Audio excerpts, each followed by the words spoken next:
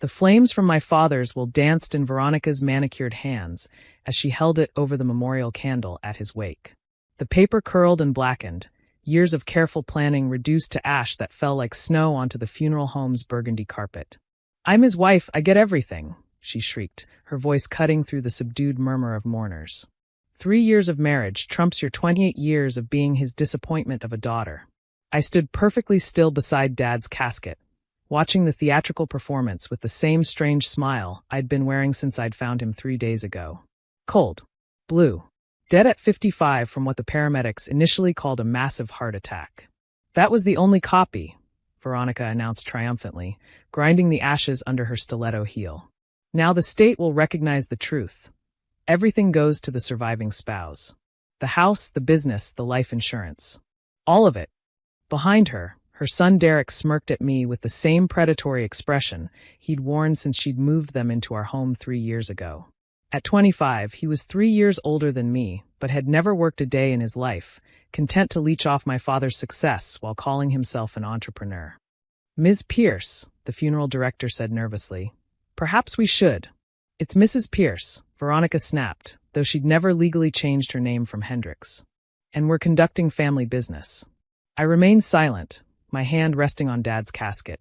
He looked peaceful in death, more peaceful than he'd looked in the last year as his health mysteriously deteriorated despite his previous vitality. The marathon runner who'd become winded walking upstairs. The man with perfect blood work who'd suddenly developed heart problems. "Nothing to say, Meredith?" Derek taunted. "Daddy's girl finally speechless?" I tilted my head, studying them both. Veronica in her designer black dress that she'd probably bought the day before Dad died.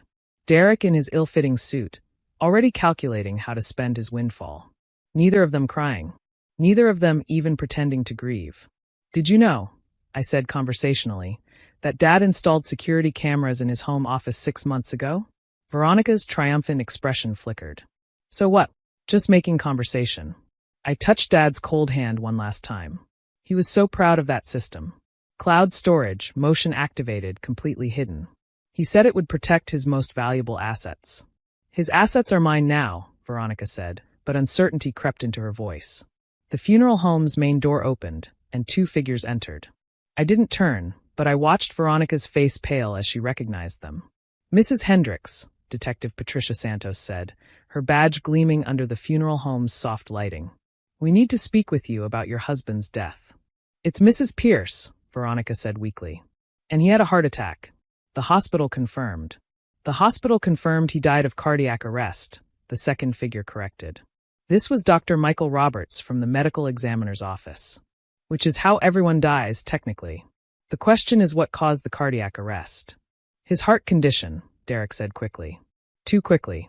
He'd been sick for months. "Yes, about that." Dr. Roberts pulled out a tablet. According to his medical records from just 18 months ago, Carl Pierce had the cardiovascular system of a man half his age. His sudden decline was unusual. "People get sick," Veronica said, but her hands were trembling. "It happens." "It does," Detective Santos agreed. "But it's interesting how his symptoms align perfectly with chronic digitalis poisoning. Foxglove, to be specific." The room had gone completely silent. Even the mourners who'd been pretending not to watch were now openly staring. "That's ridiculous," Veronica sputtered. "You can't prove." "The blood samples taken during his emergency room visits over the past year were preserved," Dr. Roberts interrupted. "We ran additional tests after Ms. Pierce provided some compelling evidence. Would you like to know what we found?" I finally turned from the casket, meeting Veronica's panicked eyes. "The tea," I said softly. "Every morning, you made him special tea for his heart condition. From your garden." "Herbal tea is perfectly legal," she snapped. "It is," I agreed. "But foxglove isn't an herb, Veronica. It's a poison. And you've been growing it in your garden since the day you moved in. You can't prove I gave him anything. Maybe he made his own tea?" I pulled out my phone. "Should we watch the security footage? 6 months of you preparing his special morning blend? Adding just enough to make him sick, but not enough to kill him quickly? Building up in his system until his heart couldn't take any more." Derek stepped forward aggressively. "You're setting us up. You probably poisoned him yourself for the inheritance." "The inheritance Dad already gave me," I said calmly. 2 years ago, when he updated his will after discovering some interesting facts about his new wife's previous marriages. Veronica went still. What are you talking about? Husband number 1, Robert Clifton, died of a sudden illness after 3 years of marriage. Husband number 2, James Walsh, fatal heart attack after 2.5 years. Both left everything to their grieving widow. I smiled that strange smile again. Dad hired a private investigator after you started pushing him to update his will in your favor. He found the pattern quite illuminating. Those were natural deaths. Veronica's voice had gone shrill. Maybe, but Dad didn't think so. That's why he updated his will to leave everything in trust, with me as executor. That's why he installed cameras. That's why he started keeping samples of that tea you made him. I gestured to Detective Santos, all of which he documented in a safety deposit box, along with instructions to investigate if anything happened to him. But I burned the will. Veronica screamed. You burned a will, I corrected. The one Dad left where he knew you'd find it. The real one, the one filed with his attorney, the one that explicitly states you get nothing if his death is suspicious? That one's quite safe. Derek lunged at me, but Detective Santos stepped between us. Mr. Hendricks, I'll need you to step back. We have a warrant for your arrest as well. Me? His voice cracked. I didn't do anything. Accessory to murder, Santos said, cuffing him. We have footage of you researching digitalis toxicity, purchasing plants from a specialty nursery, and discussing dosages with your mother. The cameras, I said to their shocked faces, weren't just in the office. They were everywhere. Dad knew he was dying. He just wanted to make sure justice would follow. As the police led them away, Veronica turned back one last time. You knew, and you let him die. I suspected, I admitted. But Dad wouldn't let me interfere. He said he needed irrefutable proof, enough to guarantee conviction. He chose justice over his life. That's insane. No, I said quietly. That's love. He loved me enough to ensure I'd be safe from you, even if it meant dying to prove what you were.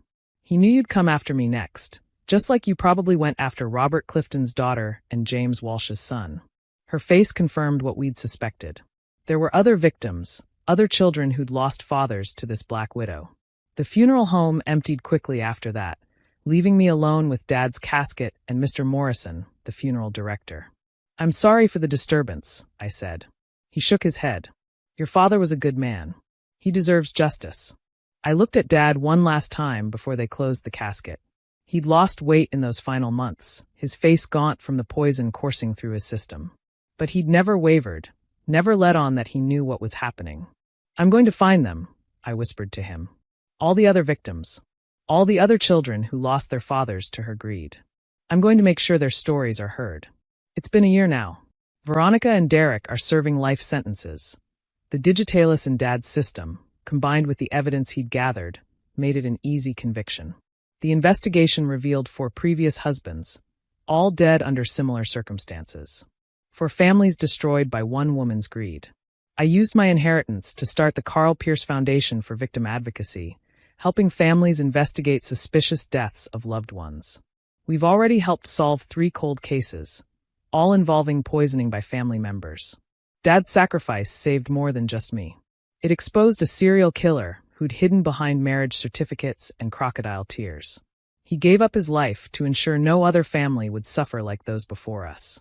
Sometimes I dream about that morning, finding him cold in his bed, the cup of tea still on his nightstand. In the dreams, I save him. I burst in and knock the cup away. I force him to go to the police sooner. But then I wake up and remember his words from that last video he recorded. Justice requires sacrifice, Mary. Don't mourn me. Honor me by making sure she never hurts anyone again. So I do. Every day, I honor him by helping others find the truth about their loved ones' deaths. By ensuring that killers who hide behind family ties face justice. By being the advocate he knew I could be. The Carl Pierce Foundation's motto, etched in stone at our headquarters, comes from the note Dad left in the safety deposit box. Love protects, even from beyond the grave. He protected me the only way he could, by letting evil reveal itself fully, permanently, irrevocably. His death was not in vain. It was a final act of love from a father who refused to let his daughter become another victim. And somewhere, perhaps, he's finally at peace, knowing that his sacrifice saved not just me, but all the future victims Veronica would have claimed. That strange smile I wore at his wake? It wasn't madness or shock. It was recognition of the gift he'd given me. The truth, preserved in digital clarity, powerful enough to stop a killer who'd thought herself untouchable. Dad always said the truth would set us free. He just never mentioned that sometimes the price of that freedom was everything.